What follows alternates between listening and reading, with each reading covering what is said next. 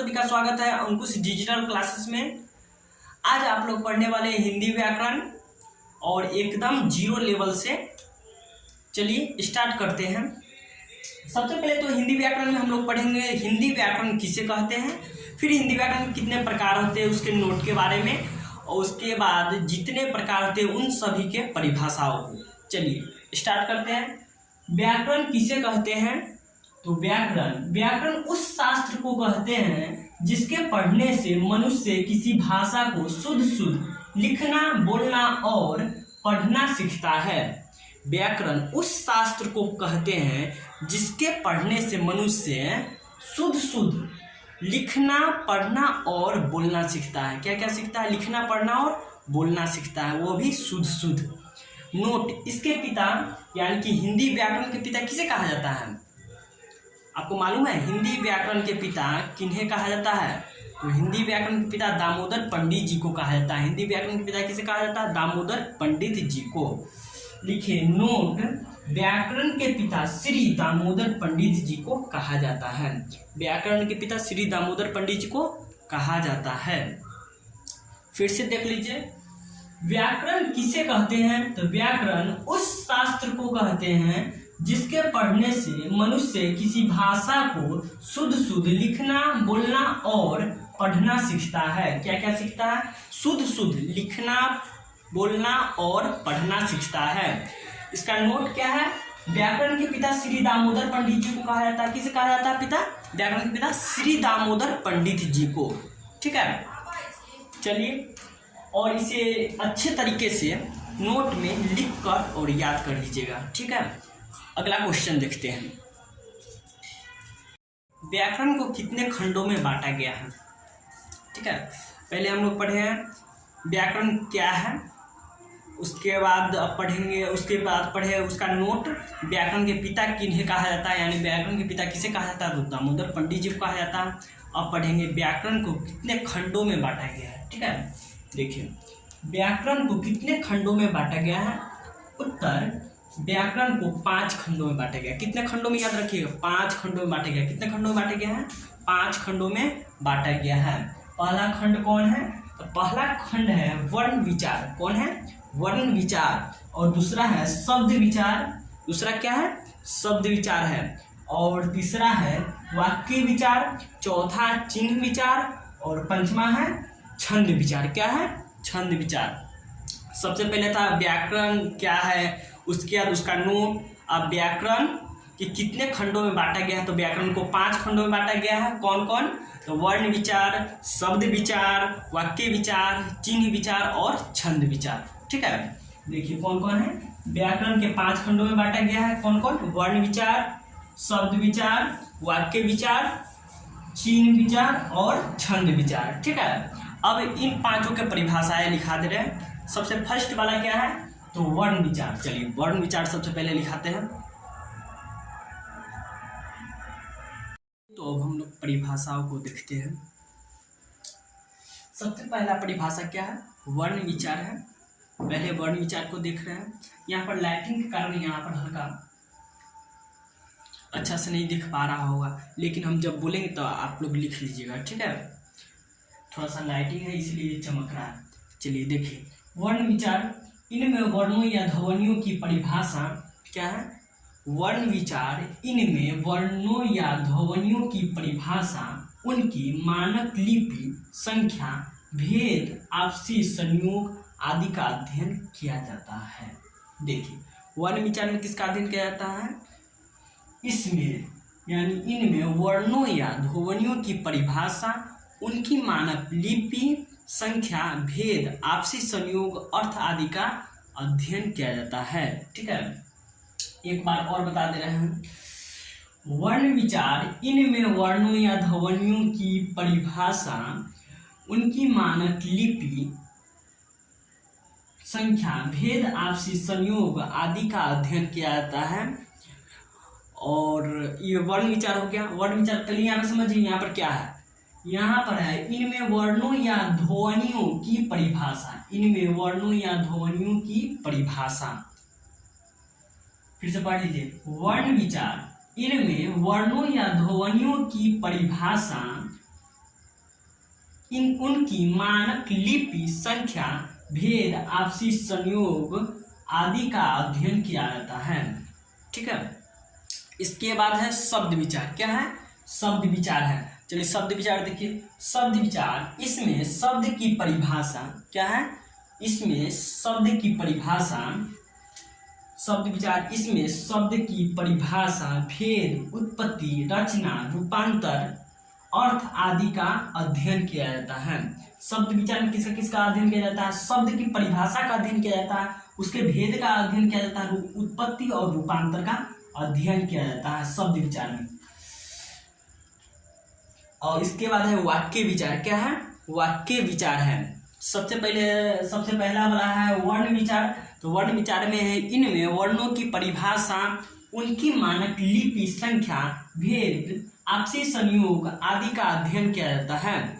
और उसके बाद है दूसरा वाला में है शब्द विचार। यानी शब्द विचार में है, इनमें शब्द की परिभाषा, शब्दों की इसमें परिभाषा, भेद, उत्पत्ति, रचना, रूपांतर, अर्थ आदि का अध्ययन किया जाता है। किसका अध्ययन किया जाता है? शब्द की परिभाषा, भेद, उत्पत्ति, रचना, रूपांतर, अर्थ आदि का अध्ययन किया जाता है। ठीक है, और इसका लास्ट वाला जो बच गया, फर्स्ट वाला हम लोग पढ़े वर्ण विचार, शब्द विचार, वाक्य विचार।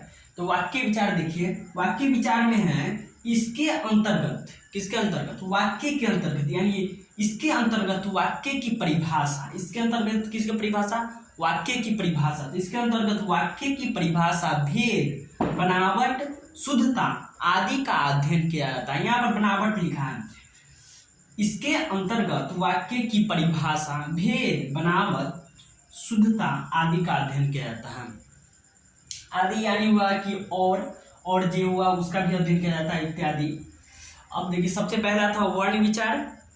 सबसे पहला क्या था? वर्ण विचार। दूसरा है शब्द विचार और तीसरा है वाक्य विचार। तो पहला हम लोग पढ़ लिए वर्ण विचार, दूसरा भी पढ़ लिए शब्द विचार, तीसरा भी पढ़ लिए वाक्य विचार, दो और बच गए हैं। सबसे पहला क्या है? वर्ण विचार। यानी वर्ण विचार एक बार और देख लीजिए। इनमें वर्णों या ध्वनियों की परिभाषा, इनमें वर्णों या ध्वनियों की परिभाषा, उनकी मानक लिपि, संख्या, भेद, आपसी संयोग आदि का अध्ययन किया जाता है। किसमें किया जाता है? तो वर्ण विचार में किया जाता है, याद रखिएगा। शब्द विचार, इनमें शब्द की परिभाषा, किसकी परिभाषा? तो शब्द की परिभाषा, भेद, व्युत्पत्ति, रचना, रूपांतर, अर्थ आदि का अध्ययन किया जाता है। उसके बाद है तीसरा वाला है क्या है? वाक्य विचार। क्या है? वाक्य विचार। इसके अंतर्गत वाक्य की परिभाषा, यानी वाक्य के अंतर्गत वाक्य की परिभाषा, भेद, बनावट, शुद्धता आदि का अध्ययन किया जाता है। आपको तीन परिभाषा अच्छे तरीके से याद हो गया। सबसे पहले तो हिंदी व्याकरण क्या है अभी याद कर लीजिए, घर पर लिखने वाला काम नहीं कीजिए, पहले अभी याद कर लीजिए, उसके बाद में बैठ के लिख लीजिएगा। पहले याद कीजिए हिंदी व्याकरण क्या है। तो हिंदी व्याकरण क्या है पहले समझिए। हिंदी व्याकरण उस विद्या को कहते हैं, चाहे हिंदी व्याकरण उस शास्त्र को कहते हैं जो हमें शुद्ध पढ़ना लिखना तथा बोलना सिखलाती है। परिभाषा जरूरी नहीं है परिभाषा याद करें, लेकिन परिभाषा को समझ लेना जरूरी है। परिभाषा याद करना नहीं बल्कि परिभाषा को समझ लेना जरूरी है। उसके बाद देखे थे उसका नोट हिंदी व्याकरण का। तो हिंदी व्याकरण का पिता किसे कहा जाता है? तो दामोदर पंडित जी को कहा जाता है। फिर हिंदी व्याकरण को कितने खंडों में बांटा गया है? तो हिंदी व्याकरण को 5 खंडों में बांटा गया है। हिंदी व्याकरण कितने खंडों में बांटा गया है? 5 खंडों में। कौन कौन? वर्ण विचार, शब्द विचार, वाक्य विचार, चिन्ह विचार और छंद विचार। ठीक है, तो पहला परिभाषा हम पढ़ लिए, दूसरा भी पढ़ लिए, तीसरा भी पढ़ लिए, वर्ण विचार भी पढ़ लिए, शब्द विचार भी पढ़ लिए और वाक्य विचार भी पढ़ लिए। अब 2 और परिभाषा बचे हैं ना, पहले इसे याद कर लीजिएगा अच्छा से, ठीक है ना, अच्छे तरीके से याद करके और इसका नोट बना लीजिएगा। ठीक है, चलिए अगला परिभाषा देख रहे हैं। चलिए नेक्स्ट क्या है? चिन्ह विचार है। वो तो पढ़ लिए 3 परिभाषा और ये चिन्ह विचार। तो चिन्ह विचार इस अध्ययन में वाक्य में प्रयुक्त विभिन्न चिन्हों एवं उनके प्रयोगों का अध्ययन किया जाता है। चिन्ह विचार में किसका अध्ययन किया जाता है समझिए पहले। चिन्ह विचार में यानी इस अध्ययन में वाक्यों में प्रयुक्त, याद कर लीजिए दिमाग में, इस अध्ययन में वाक्य में प्रयुक्त विभिन्न चिन्हों एवं उनके प्रयोगों का अध्ययन किया जाता है। मतलब कि विभिन्न चिन्हों एवं उनके प्रयोगों का अध्ययन किया जाता है। फिर से यहाँ पर लाइटिंग के कारण यहाँ पर नहीं दिख रहा है, देख लीजिए। चिन्ह विचार इस अध्ययन में वाक्य में प्रयुक्त विभिन्न चिन्हों एवं उनके प्रयोगों का अध्ययन किया जाता है। यहाँ पे वाक्य में प्रयुक्त है, थोड़ा सा लाइटिंग कारण ये दिक्कत हो गया। चलिए देखिए, चिन्ह विचार इस अध्ययन में वाक्य में प्रयुक्त विभिन्न चिन्हों एवं उनके प्रयोगों का अध्ययन किया जाता है। उसका नेक्स्ट है छंद विचार। क्या है नेक्स्ट? छंद विचार। क्या है? छंद विचार। तो इस अध्ययन में छंद की परिभाषा, इस अध्ययन में छंद की परिभाषा, स्वरूप, भेद आदि का अध्ययन किया जाता है। इस अध्ययन में छंद की परिभाषा, स्वरूप, भेद आदि का अध्ययन किया जाता है। समझ गया? पांचों परिभाषा हो गया। फर्स्ट वाला, सेकेंड, थर्ड, फोर्थ, फिफ्थ, खत्म। सबसे पहला क्या था? सबसे पहला था वर्ण विचार ना था? हाँ, वर्ण विचार। फिर शब्द विचार, वाक्य विचार, चिन्ह विचार, उसके बाद छंद विचार। पांचों खत्म।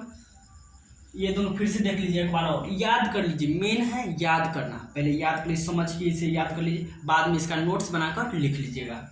देखिए, चिन्ह विचार इस अध्ययन में वाक्य में प्रयुक्त विभिन्न चिन्हों एवं उनके प्रयोग का अध्ययन किया जाता है। उसका छंद विचार, तो इस अध्ययन में छंद की परिभाषा, इस अध्ययन में किसकी परिभाषा? तो छंद की परिभाषा, भेद आदि का अध्ययन किया जाता है। खत्म हो गया। सबसे पहला क्या था?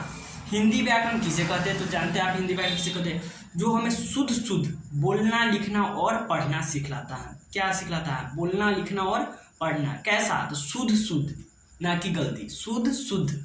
उसका हिंदी व्याकरण के पिता कौन है? तो हिंदी व्याकरण के पिता श्री दामोदर पंडित जी को कहा जाता है। हिंदी व्याकरण के पिता किसे कहा जाता है? तो श्री दामोदर पंडित जी को कहा जाता है।